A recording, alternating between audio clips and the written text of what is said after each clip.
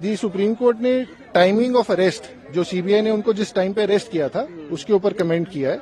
वो टाइमिंग अपने आप में एक बहुत बड़ा सवाल उठाती है कि बिना किसी जस्टिफिकेशन के उनको अरेस्ट किस बिना पे किया गया, उसके ऊपर कमेंट आया है। अब आगे एक बारी ऑर्डर आता है तो देखते हैं क्या कमेंट पूरे आए हैं।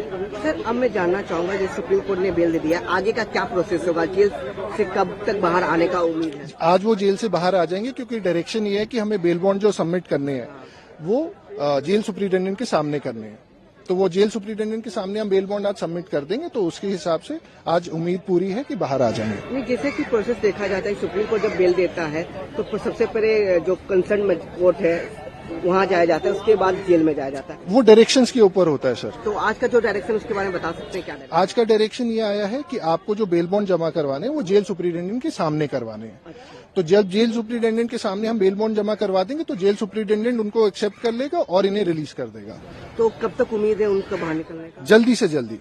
अच्छा सर, और ऑर्डर कॉपी आने के बाद ही वो बेल बॉन्ड एक्सेप्ट होगा कि? ऑर्डर कॉपी आने के बाद, ऑर्डर कॉपी लेके जाएंगे, वो ऑर्डर कॉपी देंगे, उसके बाद बेल बॉन्ड सबमिट करेंगे जेल सुप्रिंटेंडेंट के सामने। उसमें क्या करना चाहेंगे, क्या क्या कंडीशन लगाया है?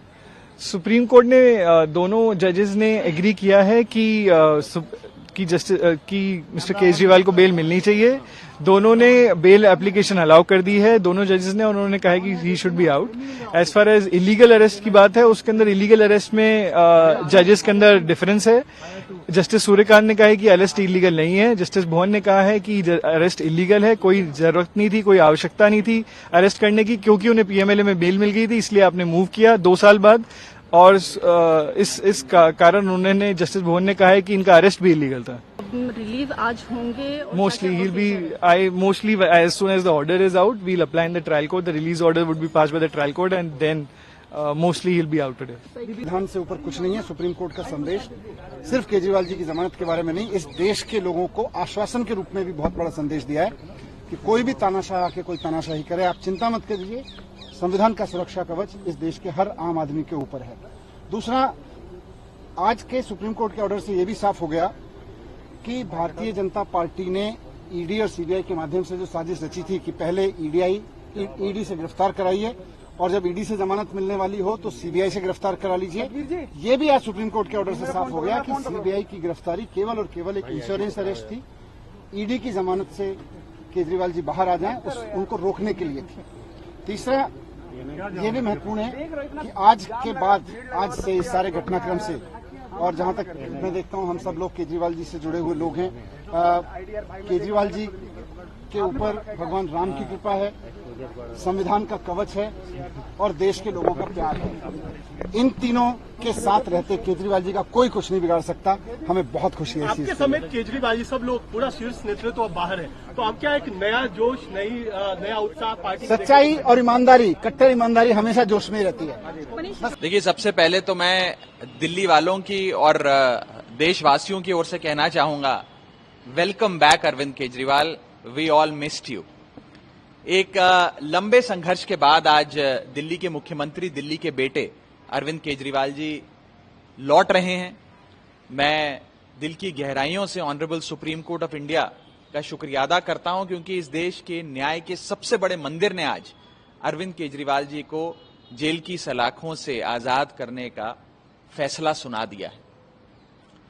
अरविंद केजरीवाल सिर्फ एक नाम नहीं है, बल्कि एक ब्रांड है, एक सच्ची ईमानदार राजनीति का। और इस राजनीति और इस ब्रांड की, मुझे लगता है, बढ़ती लोकप्रियता के कारण ही अरविंद केजरीवाल जी को 6 महीने के लिए जेल की सलाखों के पीछे जाना पड़ा। लेकिन आज जब 6 महीने बाद अरविंद केजरीवाल जी फिर लौट रहे हैं, तो दिल्ली की हर मां ऐसे खुशी मना रही है जैसे उसका अपना बेटा कई महीनों बाद घर लौट रहा हो। दिल्ली की हर बहन ऐसे खुशी मना रही है जैसे कई महीनों बाद उसका अपना भाई घर लौट रहा हो। और आम आदमी पार्टी, मुझे लगता है कि आने वाले समय में और मजबूत होगी। इस संघर्ष से आम आदमी पार्टी को और ताकत मिलेगी। और पार्टी का एक कार्यकर्ता होने के नाते, दिल्ली और पंजाब और पूरे देश भर का एक नागरिक होने के नाते, मैं तहे दिल से स्वागत करता हूं इस फैसले का। और बस एक ही चीज कहना चाहता हूं इस भावुक लम्हे में कि वेलकम बैक अरविंद केजरीवाल। लेकिन जमानत जो मिली है कुछ शर्तों के साथ मिली है और बीजेपी लगातार आरोप लगाती रही है, खासकर अरविंद केजरीवाल को लेकर कि भ्रष्टाचार में लिप्त है।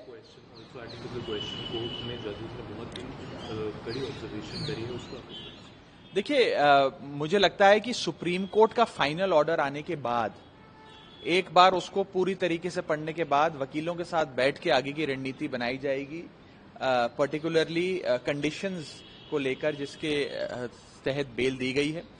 अभी क्योंकि एक अंश ही सुप्रीम कोर्ट का ओरली पढ़ा गया कोर्ट में, तो उस पर मैं विस्तार से टिप्पणी नहीं करना चाहूंगा। एक बार जजमेंट की कॉपी मिल जाए, मुख्यमंत्री जी रिहा हो जाएं और उसके बाद वकीलों के साथ बैठकर आगे की रणनीति बनाएंगे। लेकिन मोटे मोटे तौर पर आज उनकी रिहाई के इस आदेश से केवल आम आदमी पार्टी में नहीं बल्कि दिल्ली और देश में एक खुशी की लहर दौड़ गई है और एक लंबे संघर्ष के बाद अरविंद केजरीवाल जी लौट रहे हैं। लगता है कि बहुत ज्यादा समय तक झूठ के दम पर आप सच को कैद नहीं कर सकते। आखिरी सवाल कि अरविंद केजरीवाल के रिहाई के बाद हरियाणा में जो चुनाव हो रहे हैं उसका उस चुनाव पर भी असर होगा? नहीं, देखिए जाहिर तौर पर अरविंद केजरीवाल जी अब हरियाणा की चुनाव जो है उसकी बागडोर संभालेंगे।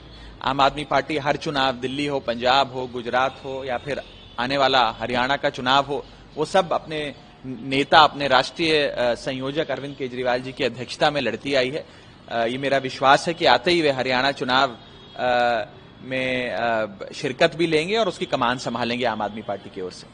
सभी मिनिस्टर्स, सभी एमएलए, काउंसलर और पार्टी कार्यकर्ता सभी जेल जाएंगे और मुख्यमंत्री जी को वहां से लेकर के हम उनके आवास तक पहुंचेंगे और सभी लोगों में उत्साहित है और पूरी दिल्ली इसको लेकर के अभी जो खबर फैल रही है, लोगों के बधाइयों का सिलसिला तेज हो गया। चलिए, तो आज क्या कोई पार्टी दफ्तर में भी कोई जश्न की तैयारी है, किसी तरीके की तैयारी वहां पर?